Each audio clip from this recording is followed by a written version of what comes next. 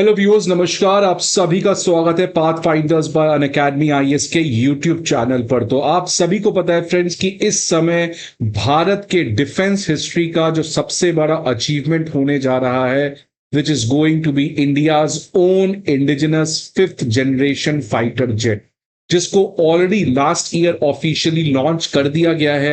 And इसका पहला test flight जो है वो 2028 में एक्सपेक्टेड है।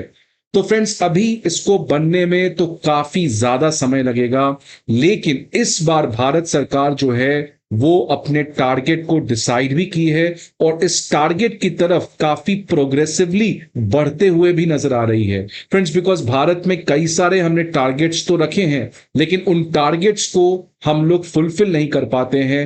But this is not the mistake now which the government is going to do with respect to its fifth generation fighter jet, because इसका जो प्रोग्रेस है वो काफी तेज रेट से बढ़ते हुए नजर आ रहा है, खासकर ऑपरेशन सिंदूर के बाद से। आपको पता है फ्रेंड्स, रिसेंटली भारत ने फ्रांस की कंपनी साफरान के साथ एक एग्रीमेंट किया है, जिसके अंदर फ्रांस की कंपनी जो साफरन है वो भारत के अंदर इस फिफ्थ जनरेशन फाइटर जेट का जो इंजन है उसको प्रोड्यूस करेगी। साफरन कंपनी भारत की लोकल कंपनीज को टेक्नोलॉजी ट्रांसफर करेगी, जिसके थ्रू भारत में पहली बार इतना सोफिस्टिकेटेड जेट इंजन को बनाया जाएगा।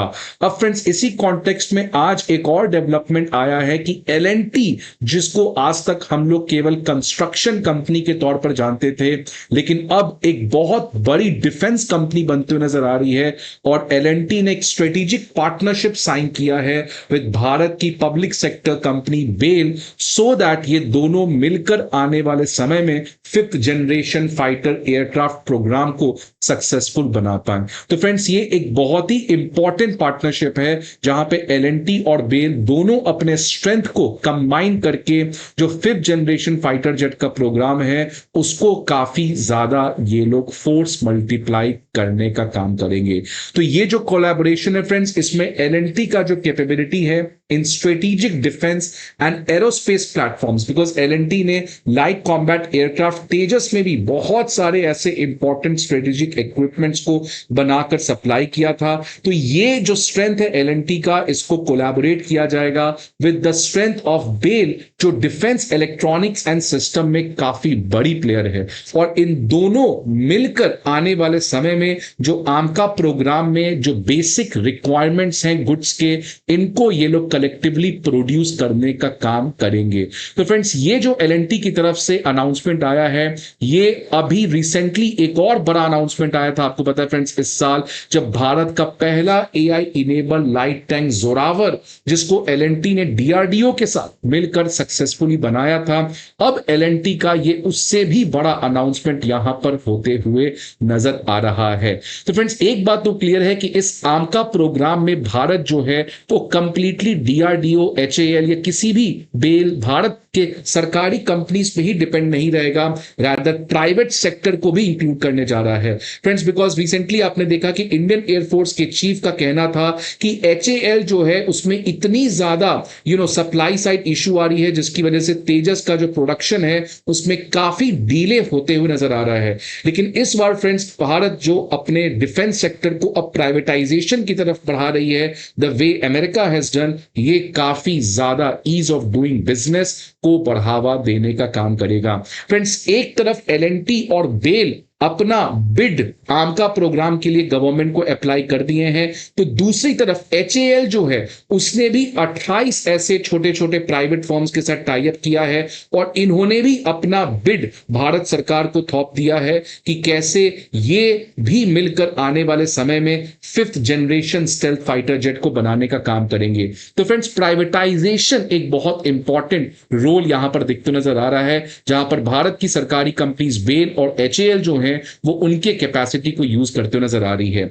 तो फ्रेंड्स, एक तरफ ये डेवलपमेंट और दूसरी तरफ आपको पता है इसी महीने और भी दो बहुत बड़े डेवलपमेंट्स हुए हैं, again related to fighter jet, जिसमें सबसे पहला है कि आने वाले समय में रफाल फाइटर जेट, जो ऑपरेशन सिंदूर में गेम चेंजर साबित हुआ था, इसका भी अब मेक इन इंडिया प्रोडक्शन जल्द ही स्टार्ट होने वाला है। और इसके अलावा फ्रेंड्स, रिसेंटली आपको पता है कि रशिया ने भी अपने सोफिस्टिकेटेड SU-57 फाइटर जेट को भारत में प्रोड्यूस करने का ऑफर सरकार को देने का काम किया है।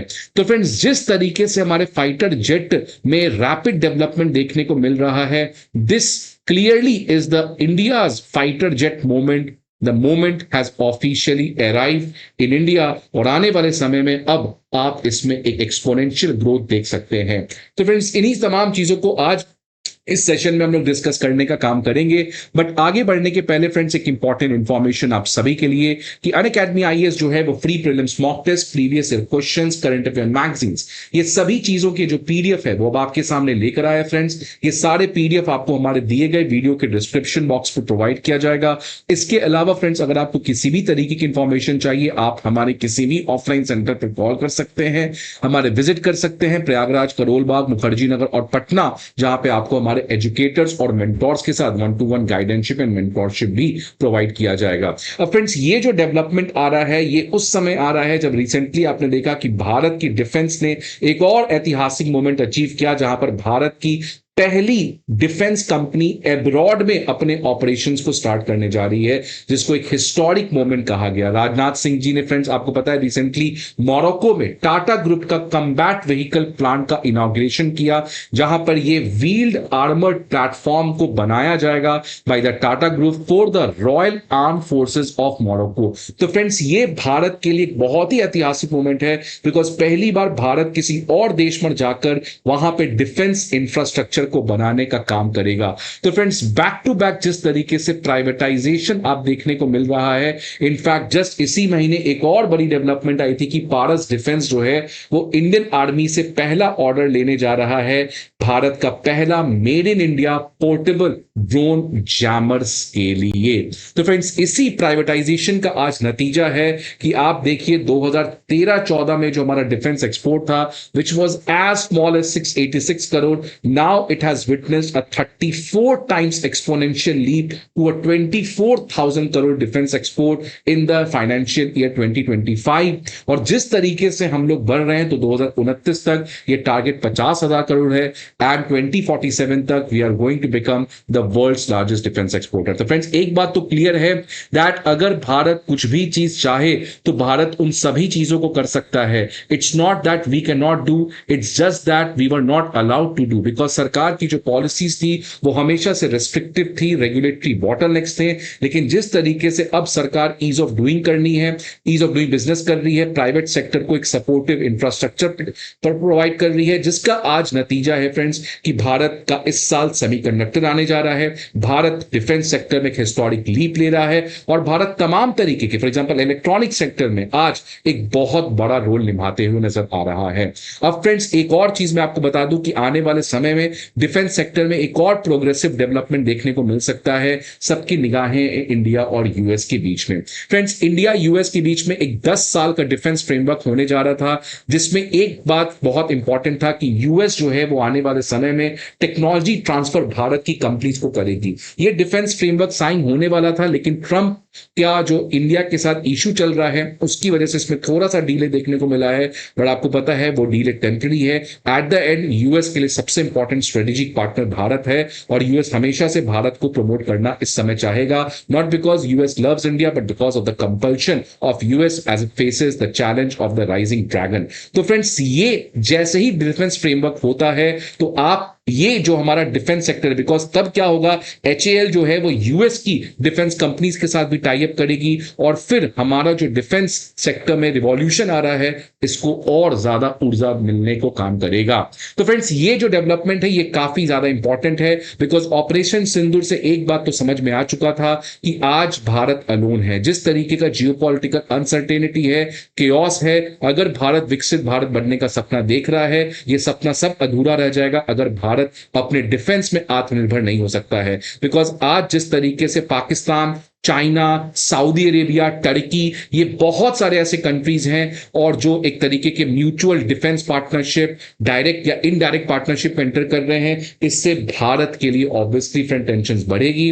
इसीलिए डिफेंस सेक्टर का आत्मनिर्भर होना ये बहुत जरूरी है, और इसका एक सॉल्यूशन जो अब भारत सरकार को फाइनली समझ में आ रहा है, प्राइवेटाइजेशन इज द की। और आने वाले समय में ये प्राइवेटाइजेशन अगर इसी तरीके से चलेगा तो भारत डिफेंस सेक्टर का जो अपना टारगेट है उसको जल्द अचीव कर पाएगा। तो फ्रेंड्स, आपके क्या सजेशंस हैं? भारत और अपने डिफेंस सेक्टर में क्या क्या कर सकता है? Please let me know in the comment box. I hope आपको ये वीडियो अच्छा लगे। See you again some another video. Till then, good bye and take care.